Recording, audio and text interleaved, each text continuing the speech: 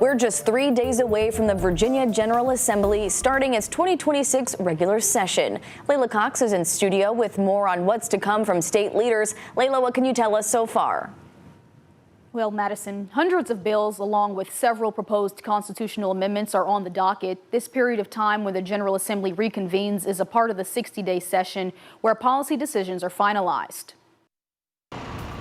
Virginia lawmakers set to return to Richmond on Wednesday, back in session at the General Assembly building.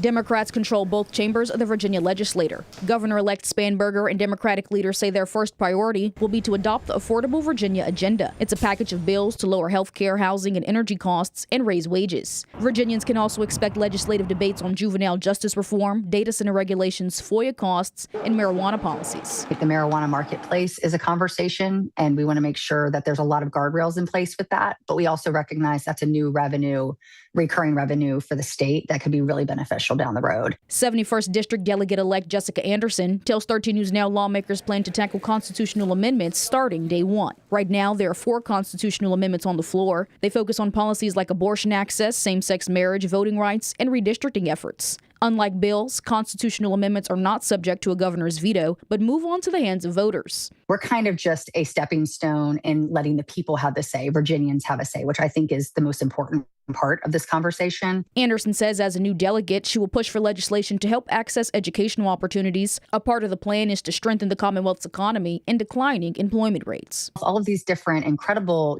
companies and businesses that are serving our communities in so many different ways, both on the national level and locally. And they are desperately looking for a robust workforce. And we could be doing a lot more efforts in the middle and high school level, particularly with dual enrollment and expanding workforce training and technical training. Anderson also says she's in full support of the FMLA bill that seeks to require the Virginia Employment Commission to establish a paid family and medical leave insurance program with benefits beginning January 2028. It's a bill Governor Glenn Youngkin vetoed 2 years in a row. Layla Cox, 13 News Now.